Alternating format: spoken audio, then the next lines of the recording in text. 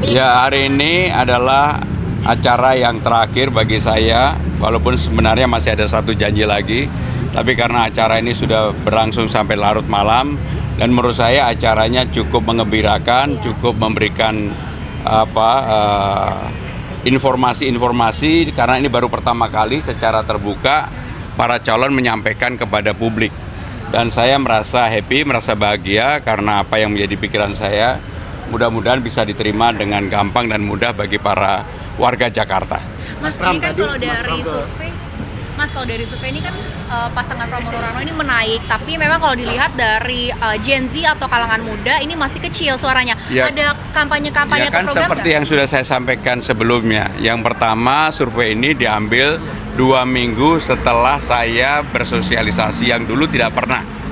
Sehingga dengan angka yang kemudian di poll tracking mendapatkan 31, berapa itu, saya pribadi aja terkejut dan luar biasa bagi saya pribadi.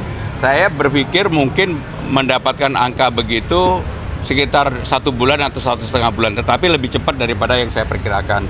Dan kalau dibandingkan dengan LSI yang disampaikan oleh Bung Jayadi udah naik 3%, artinya dalam 1 minggu itu bisa naik 3% kan lumayan.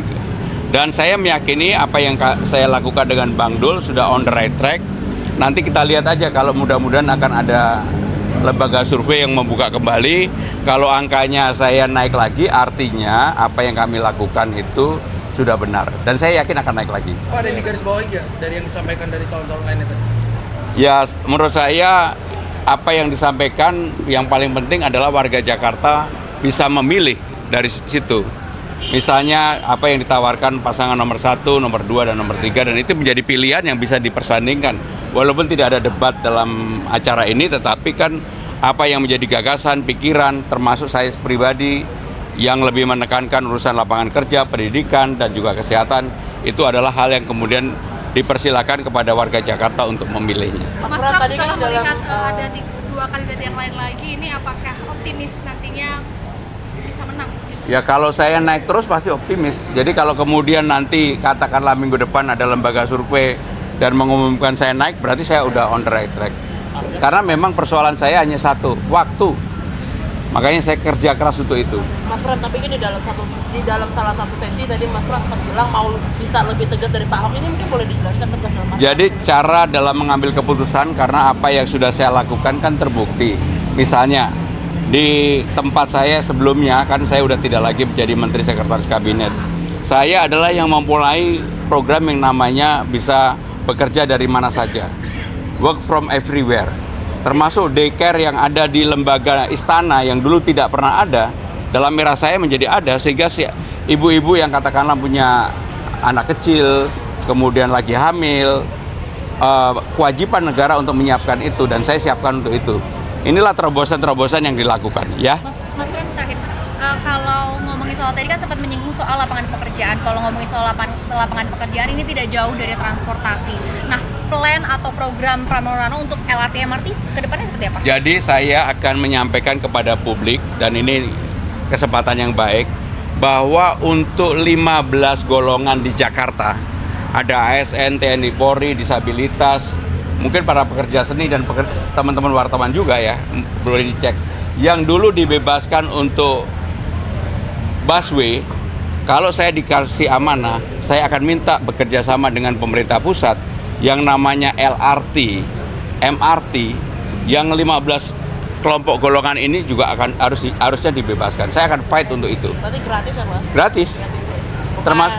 Termasuk yang sekarang digratiskan untuk busway, yang disabilitas, TNI, Polri, pekerja swasta yang pendapatannya kurang, dan juga ASN, saya akan gratiskan. Jadi Diperluas kepada LRT dan MRT. Tadi Mas Pram ke Rusun Tanah Tinggi diberitakan bahwa Mas Pram bagi-bagi duit, itu tanggapannya bagaimana? Bukan, saya tidak membagi uang.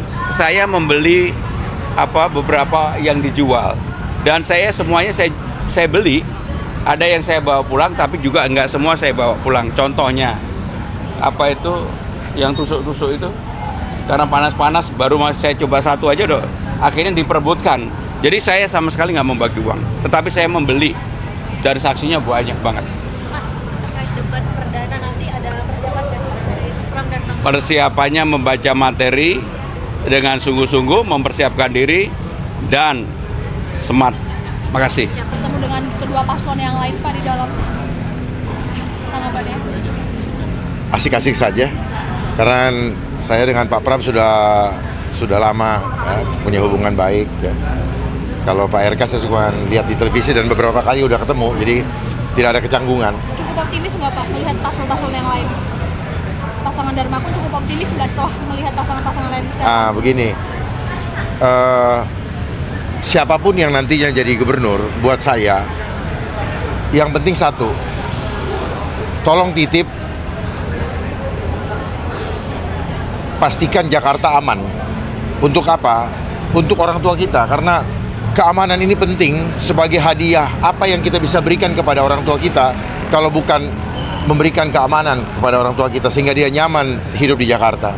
Di samping itu kita punya keluarga, kita punya saudara, kita punya teman-teman yang hidup juga di Jakarta, termasuk adik-adik sekalian. Untuk apa kehidupan nyaman tetapi bermewah-mewah tetapi tidak aman, terganggu, adabnya hilang.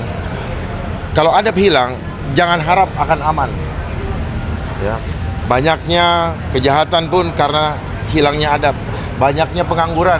Untuk apa memberikan lapangan pekerjaan kalau ujungnya hasilnya tidak beradab? Ya. Keamanan itu dari adab. Bukan orang berlomba-lomba saja untuk mempunyai uang. Ya. Tetapi prosesnya tidak beradab. Yang benar itu apa? Harus halal. Nah, itu yang harus kita perhatikan.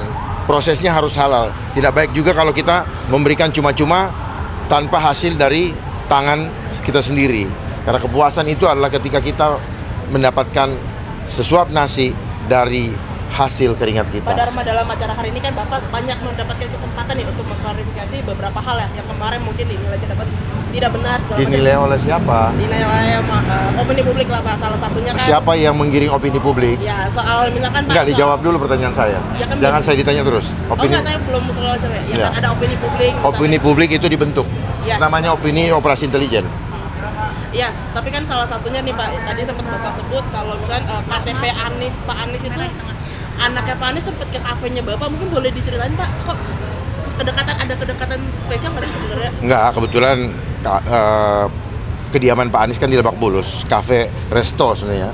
Cuman ada fasilitas nobar kalau ada timnas Indonesia main. Jadi kebetulan pada saat itu dia meminta kepada kawan saya untuk dikenalkan untuk salaman lah sama saya. Gitu ya. Bang, kalau ngomongin soal elektabilitas ini kan Bang Dharma sama Mas Pun ini kan belum terlalu tinggi. Ada Menurut siapa? dari elektabilitas yang ada. Siapa yang buat? Survei dari Survei lembaga siapa surveinya? Iya, tapi pertanyaannya lebih ke program-program apa yang bisa menggait voters di Jakarta. Yang pertama adalah program masalah ekonomi, ya. Banjir, macet, yang saya utamakan adalah ekonomi. Kenapa? Ekonomi berhubungan dengan perut. Oleh sebab itu, pertama saya tadi sampaikan bahwa kasih kerja kepada warga yang belum punya pekerjaan. Manakala pekerjaan, karena banyak kan pekerjaan yang tidak memerlukan skill, nyapu,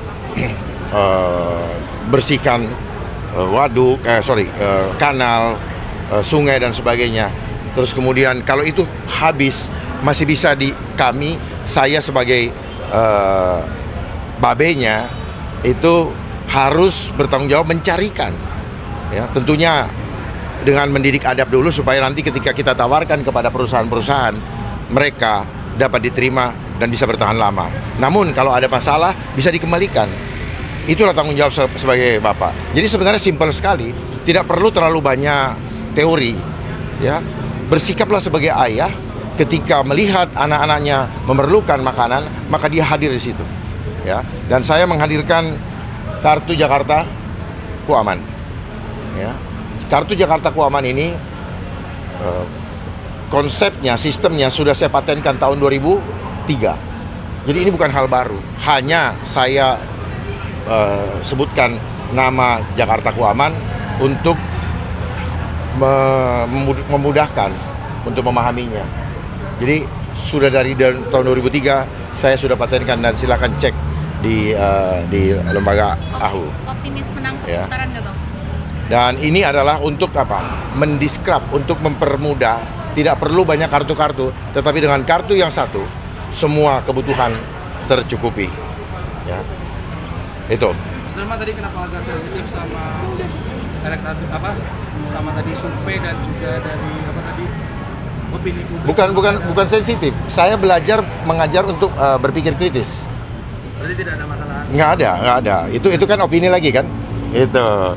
Cuman saya mengajak untuk berpikir kritis supaya jangan segala sesuatu kehidupan itu digiring oleh pendapat kebanyakan orang yang belum tentu itu benar.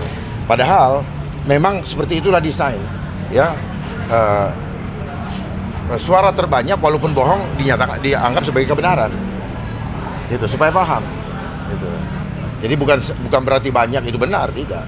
Justru bisa jadi yang sendiri itu dia justru yang benar. Pak, terkait dengan penghapusan untuk umur pekerja itu kira-kira tanggapannya seperti apa ini Pak? Bukan tanggapan, saya kan mengambil kebijakan. Rencananya Bapak seperti apa Pak dalam program atau ke depannya? Ya dicabut supaya semua orang punya hak untuk bekerja. Ya tidak ada pembatasan. Bayangkan ada seorang yang lulusan S2, dia S1 dia mau menambah grade stratanya dengan harapan bisa mendapatkan gaji lebih tinggi. Ternyata begitu dia lulus, pembatasan umur sudah berlaku sehingga dia tidak bisa lagi mendaftarkan ke perusahaan dan akhirnya sekarang ada di TV kok. Dia jadi Gojek. Berarti artinya ketika Bapak nanti setelah dilantik, Bapak Cabut. akan langsung Nah, pertama dalam minggu pertama saya akan menginventarisir kebijakan-kebijakan mana yang pro rakyat dan yang tidak pro rakyat. Yang tidak pro rakyat maka akan saya anulir. Gitu. Karena saya ada untuk rakyat. Jadi kalau saya tidak memikirkan rakyat, ya ngapain saya sekarang ada? Bersusah payah tidak tidur siang dan malam. Datang ke sini. Kan begitu. Makanya saya mengajak kepada kawan-kawan, mari sama-sama gunakan kendaraan politik ini dengan gratis yang sudah kami persiapkan tanpa biaya apa-apa, hanya dengan nawaitu untuk memperjuangkan keselamatan keluarganya, bapaknya, keluarga, saudaranya dan teman-temannya. Mari sama-sama. Karena hanya dengan persatuanlah kita bisa merebut kemenangan untuk melindungi keluarga orang tua kita yang kita sayangi. Terima kasih.